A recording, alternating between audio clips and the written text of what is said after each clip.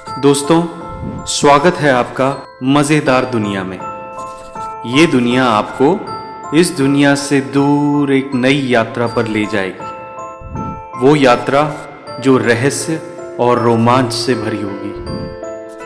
तो आइए दोस्तों, टिकट लीजिए, यानी सब्सक्राइब कीजिए और तैयार हो जाइए मैजिक, मस्ती, मिस्ट्री से भरी रोलर कोस्टर रहस्यमयी राइड के लिए।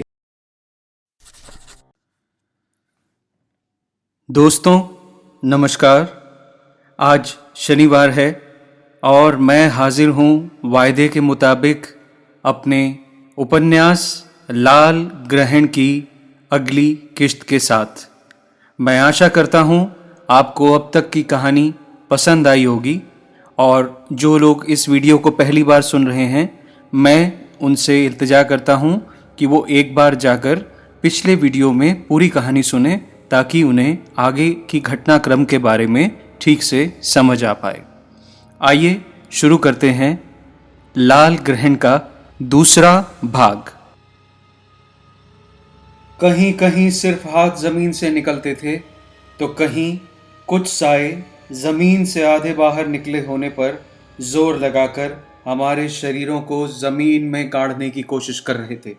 बहुत सारे मनहूस चेहरे खून की उल्टी करते हुए दिखाई देते थे, पर जैसे जैसे हम आगे बढ़ते जा रहे थे, वैसे वैसे वो साए धुएं की तरह छटते जाते थे और नए नए चेहरों और वजूदों में तब्दील होते जा रहे थे। तभी हमारे आगे चलती हमारे पिताजी की आत्मा ने रुकने का इशारा किया, पर जैसे ही मैं ठहरा, मेरे सर पर एक भयानक चोट हुई और मेरा दिमाग अंधेरे में डूबता चला गया। दोस्तों, यहाँ तक की कहानी आप भाग 1 में सुन चुके हैं। आइए सुनते हैं इसके आगे क्या हुआ। उन भटकते सायों के तैरते हुए अक्सों के बीच, उन तीखे सरकंडों भरे मैदान में सर पर गहरी चोट लगने से मैं बेहोश हो गया था। जब तक मेरी पलकें एक दूसरे से जुदा हुईं, तब तक जाने कितनी देर हो चुकी थी। उसके बिल्कुल पास सुनैना उन्हीं सरकंडों पर लेटी आसमान की ओर उंगली कर जाने क्या इशारा कर रही थी। मुझे ऐसा लग रहा था जैसे जहां जहां तक मेरी नजर जा रही है, वहां वहां तक का जर्रा जर्रा लाल हो चुका है।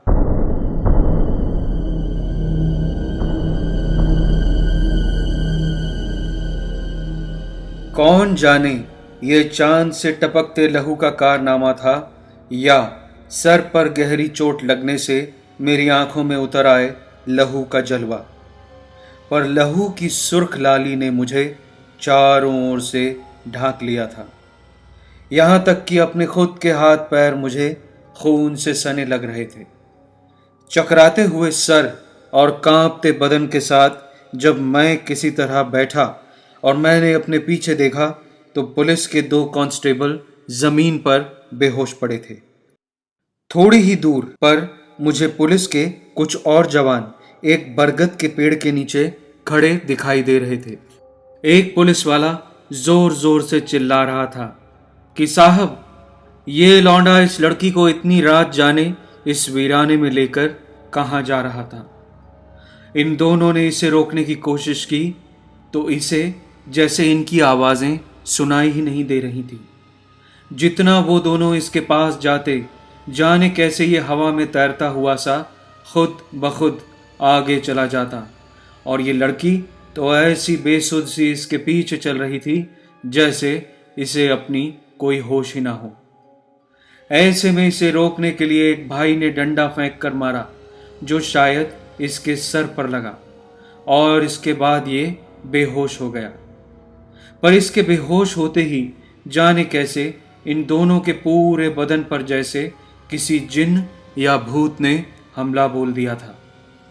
ये दोनों दर्द से चिल्ला रहे थे और भागने की पूरी कोशिश करने के बाद भी इनके कदम एक ही जगह घूम रहे थे।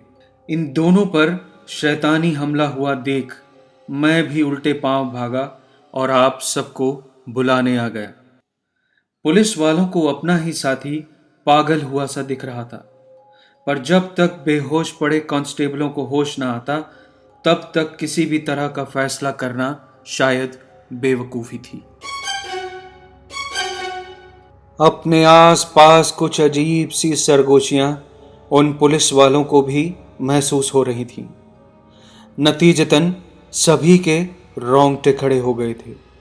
उन दोनों पुलिस वालों दिनेश और सुनैना को किसी तरह पुलिस की गाड़ी में बैठाया गया और कुछ ही देर में सब पुलिस स्टेशन की ओर चल पड़े। पुलिस स्टेशन में अच्छा खासा मजमा लगा था।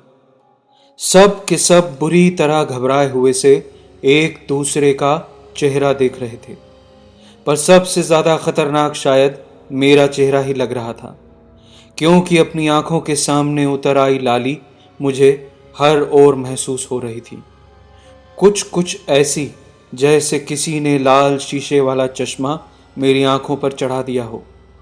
पर आसपास बैठे लोग जिस तरह से घबरा कर मेरी ओर देख रहे थे, मैं समझ पा रहा था कि कुछ तो भयानक गड़बड़ है मेरे चेहरे के साथ। इधर सुनैना को भी शायद कुछ होश आ गया था, क्योंकि अब वो मुझसे पहले की तरह ही बात कर रही थी और घर वापस पहुंचने को लेकर काफी चिंता में थी। मेरी आंखें भी रह रहकर पिताजी और दादाजी की आत्माओं को ढूंढ रही थीं, पर वो मुझे कहीं भी दिखाई नहीं दे रही थी। मेरे कानों में उस आदमी की आवाज बदस्तूर गूंज रही थी। कुछ देर में चांद से खून टपकेगा लड़के। खैर, एक कांस्टेबल को हमारा पता देकर सुनैना के पिताजी और मेरे भैया को बुलाने भेज दिया गया था।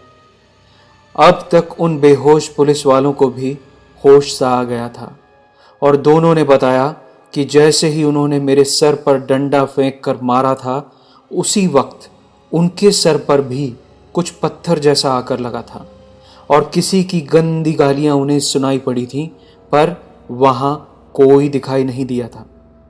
इसके बाद सर पर चोट लगने से उनका दिमाग अंधेरे में डूबता चला गया था। वहां मौजूद एक दो पुलिस वाले उनकी बात पर बुरी तरह हंस रहे थे, पर जो भी हो, जैसे कि तैसे उनके बयान लिख लिए गए। इतनी देर में सुनैना के पिता और मेरे भैया भी वहां पहुंच गए थे और रिपोर्ट लिखने वाले ऑफिसर ने मेरे भैया से बड़े गुस्से और बदतमीजी से पूछा, क्यों रे, ये तेरा भाई इस लौंडिया को इतनी रात में उस सुनसान मैदान में क्यों ले जा रहा था? दुकानें संभालने के साथ साथ थोड़ा घर भी संभाल लिया करो। इससे पहले कि भैया कोई जवाब दें, लेखराज अंकल ने चिल्ला कर कहा, तमीज से बात करो दरोगा, ये शरीफ घर के बच्चे हैं, कोई मुजरिम नहीं है कि जिनसे तुम इस तरह से बात करो। तमीज तो मैं तुम सबको सिखा दूंगा 2 मिनट में। मेरे दो कांस्टेबल बेहोश मिले हैं तुम्हारी बेटी और इस लड़के को रोकने के चक्कर में। गनीमत मान कि अभी कच्ची रिपोर्ट बनाई है और कुछ ऐसा नहीं लिखा कि इनकी बदनामी हो। आवाज नीची करके बात कर मुझसे, नहीं तो डाल दूंगा अंदर सबको। दारोगा बड़े गुस्से से तिलमिलाया था।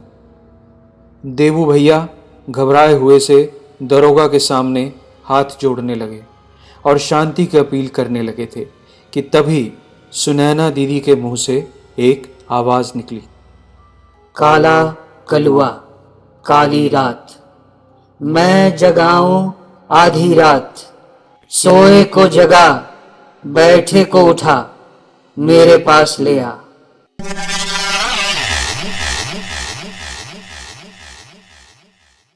और उनका स्वर थोड़ा थोड़ा सख्त होता चला गया। उनके बाल खुलकर हवा में सीधे खड़े हो गए और आंखें एकदम सफेद हो गईं।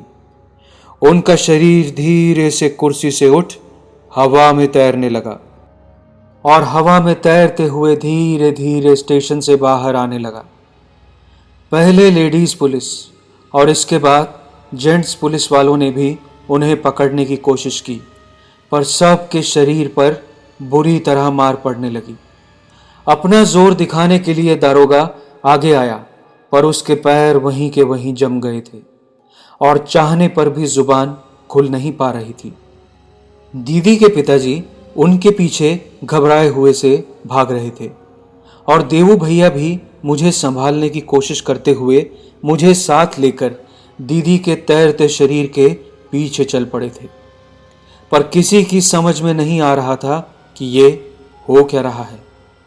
शायद चांद ही नहीं, पूरा आसमान लाल हो चला था। कुछ पुलिस वाले बेहोश हो चुके थे तो कुछ डर के मारे सकते में थे और इतना डर गए थे कि उन्होंने हम में से किसी के भी पीछे आने का नहीं सोचा था। बस एक ही बात थी जिसने इस सारे वाकये में मुझे थोड़ा सा हैरान किया था कि सुनैना दीदी के पापा लेखराज अंकल न तो डर रहे थे और न ही उन पर किसी तरह की घबराहट का असर दिख रहा था। किसी भाव दुर्भाव से रहित उनके चेहरे पर एक अलग ही शून्य विराजमान था। खैर, उसी समय जाने कहां से वही मंदिर के सामने वाला साधु हमारे एकदम सामने आ गया। कुछ बुदबुदाते हुए उसने अपना दायां हाथ सुनैना दीदी के हवा में तैरते शरीर को पकड़ उनके माथे पर रखा और किसी रबड़ की गुड़िया की तरह उनका बदन निर्जीव सा उसी साधु की बाहों में झूल गया। वो आगे बढ़ा और लेखराज अंकल से बोला, पिछले कई जन्मों के बाद तुम्हें इस जन्म में ये पुत्री की प्राप्ति हुई है।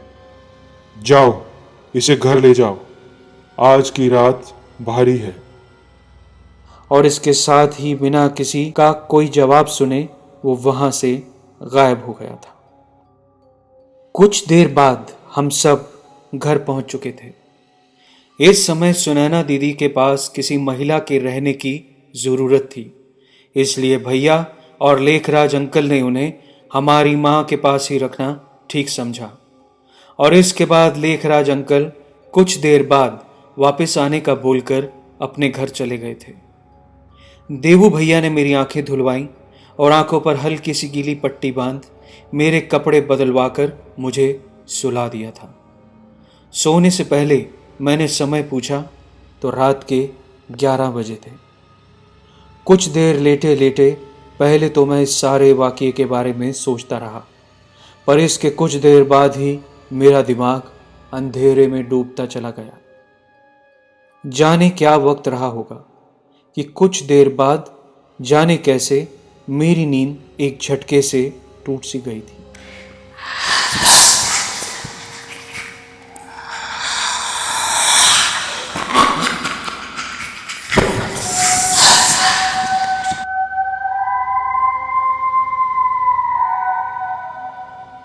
मुझे महसूस हुआ कि उस कमरे में सिर्फ मैं और भैया ही नहीं बल्कि काफी सारे लोग मौजूद हैं।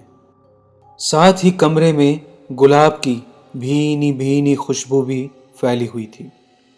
मुझे महसूस हुआ कि मेरे बालों में जैसे धीरे धीरे कोई उंगलियां फेर रहा है। मैं धीरे से बोला, भैया भैया। पर इसके जवाब में किसी लड़की का हल्का सा कहकहा गूंजा और मैं एक झटके से बिस्तर से उठ बैठा था। मैंने एक झटके से अपनी आंखों से पट्टी उठाई और देखा तो चांद की हल्की लाली उस कमरे की दीवारों पर पूरी तरह फैली हुई थी। उस कमरे में उसी लाल रोशनी में मुझे कई साए धीरे धीरे घूमते हुए महसूस हुए, पर उन सब का ध्यान शायद मुझ पर ही लगा हुआ था। वो लड़की की आवाज का अनजान कहकहा मेरे अंतर्मन की तहों में शायद अभी भी कहीं गूंज रहा था।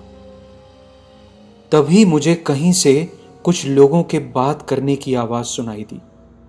मैंने बड़ी कोशिश से किसी तरह अंधेरे में दीवार की घड़ी पर देखा तो पूरे 12 बजे थे।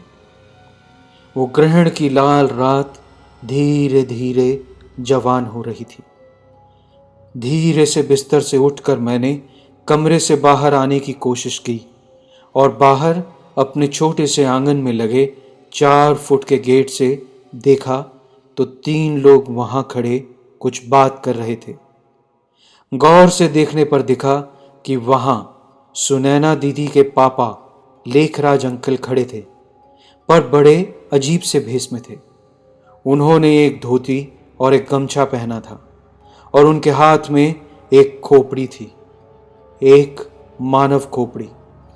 और उनके साथ खड़े लोगों को पहचानना मुश्किल नहीं था, क्योंकि ये कोई और नहीं बल्कि मेरे पिताजी और दादाजी की आत्माएं थीं जो वापस आ चुकी थीं।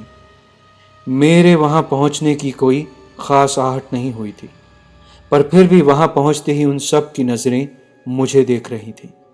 और जैसा कि मैं उठने के बाद से ही महसूस कर रहा था कि वो पूरा इलाका जब से चांद की सुर्ख लाली में नहाया था, तभी से सफ़ेद और काले साए एक दूसरे के आसपास सरगोशियाँ करते हजारों की तादाद में वहाँ जमा हो गए थे। तभी घर के अंदर से एक तेज चीख की आवाज़ ने हम सबको बुरी तरह हिला दिया था। मैं भागता हुआ घर के अंदर पहुंचा तो जो भी मैंने देखा उसने मेरा पूरा वजूद हिला दिया था। अंदर जिस बिस्तर से मैं उठकर बाहर आया था, वहां मेरा बेजान शरीर पड़ा था और मेरी माँ, मेरा भाई और सुनैना दीदी सब मेरे शरीर के पास ऐसे बैठे थे जैसे मेरी जान निकल चुकी हो।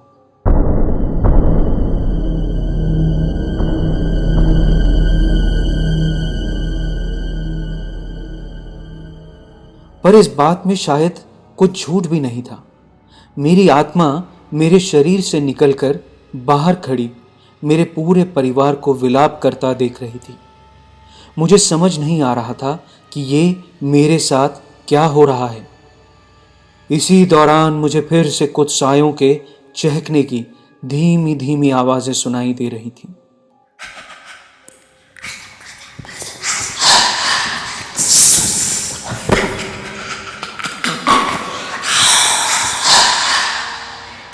पीछे देखा तो मेरे पिता और दादा की आत्मा के साथ खड़े लेखराज अंकल हाथ में खोपड़ी लिए मुझे हाथों से दिलासा रखने का इशारा कर रहे थे। मैंने दोबारा गौर किया तो उनके शरीर के भी आर पार दिख रहा था।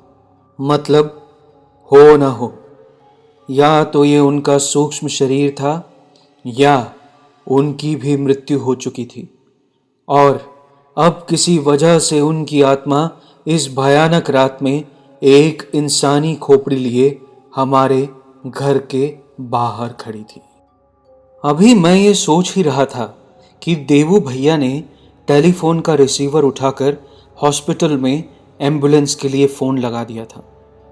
मैं घबराया हुआ बाहर आया तो लेखराज अंकल के अक्स ने मुझे बताया कि कैसे मेरे पिताजी और उनकी दोस्ती का एक गहरा राज था जिसे कभी उन्होंने हम पर जाहिर नहीं किया था। दरअसल लेखराज अंकल की पत्नी यानी सुनैना दीदी की माँ के देहांत के बाद कई बार उन्होंने आंटी की आत्मा को अपने घर में देखा और महसूस किया था। उसके बाद से मृत्यु के बाद के जीवन में उनकी दिलचस्पी काफ़ी बढ़ गई थी। एक किताबों की दुकान के मालिक होने की वजह से तंत्र मंत्र और साधना पर उन्होंने काफ़ी सारी किताबें पढ़ी और धीरे धीरे मेरे पिता को भी इस बारे में बताना शुरू किया, क्योंकि दिन का एक बड़ा हिस्सा वो दोनों लगभग एक साथ ही बिताया करते थे। इस तरह धीरे धीरे उन्होंने रात के समय अपने शरीर से बाहर निकलना शुरू कर दिया था। एक चांदी सी चमकती तार से अपने स्थूल शरीर से जुड़ा उनका सूक्ष्म शरीर इस सृष्टि के अनंत अनकहे रहस्यों को जानने के लिए उनके शरीर से बाहर निकल जाता और आकाश तत्व की मदद से इस संसार में कहीं भी घूम सकता था। इस खोज से वो इतने खुश थे कि जैसे उन्हें कोई खजाना मिल गया हो, और ऐसी बात उनके अपने जिगरी दोस्त से कैसे छुपी रह सकती थी। उन्होंने ये बात मेरे पापा को भी बताई तो उन्हें इस ओर थोड़ी दिलचस्पी हो गई थी। इसके बाद रोज रात अपने शरीर से निकलकर सूक्ष्म शरीर के द्वारा संसार में कहीं भी टहलना उन दोनों का रोज का काम हो गया था। और ये काम वो सिर्फ खुद को खुश रखने के लिए ही नहीं, बल्कि अलग अलग जगहों पर भटकती अतृप्त आत्माओं को अपने अपने ठिकाने पर पहुंचाने के लिए किया करते थे। जिस प्रकार मानव या जानवरों के शरीर के साथ साथ छाया शरीर होता है, उसी प्रकार इस संसार में बहुत सी ऐसी चीजें भी हैं जिनका छाया शरीर होता है। उनके हाथ में पकड़ी खोपड़ी भी स्थूल यानी फिजिकल नहीं थी, बल्कि किसी इंसानी खोपड़ी का छाया प्रतिबिंब ही था। कुछ देर बाद लेखराज अंकल ने हाथ से एक खास इशारा किया और वो खोपड़ी जो उनके हाथ में थी अब धीरे धीरे गायब हो रही थी। कुछ देर बाद लाल रोशनी में नहाई वो गली एम्बुलेंस के सायरन से गूंज उठी थी। बिजली की तेजी से देवू भैया, मम्मी और दीदी ने मेरा शरीर एम्बुलेंस में रखवाया और इतने में मेरा और लेखराज अंकल का सूक्ष्म शरीर और पिताजी और दादाजी की आत्माएं भी उस एम्बुलेंस में सवार हो गईं। मैंने एक दो बार अपने शरीर में घुसने की नाकाम कोशिश की, पर लेखराज अंकल के कहने पर फिर रुक गया। मैंने देखा मेरा बेजान शरीर एक दूधिया सफेद रोशनी में ढका हुआ था। वह रोशनी शायद किसी आम आदमी के लिए अदृश्य थी, पर मेरा खुद को इन दो अवस्थाओं में देखना मेरे लिए एकदम नया, अनोखा, डरावना और साथ साथ ही मेरे सोचने समझने में गहरा बदलाव ला देने वाला अनुभव था। कोई नहीं जानता था कि इस एम्बुलेंस के पिछले हिस्से में 4 शरीरों के साथ साथ कुछ आत्माएं भी सवार हैं। अचानक चारों ओर से कुत्तों और बिल्लियों के रोने की भयानक आवाजें आ रही थीं और स्याह काली सड़कों पर वो एम्बुलेंस सायरन बजाती हुई तेजी से उसी मनहूस सब जीवन अस्पताल की ओर बढ़ रही थी।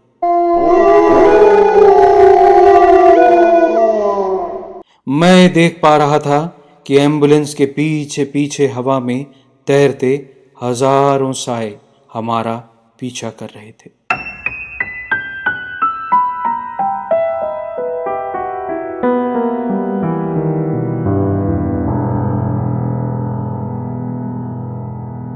क्या था मेरे सूक्ष्म शरीर को मेरे स्थूल शरीर से अलग करने का राज?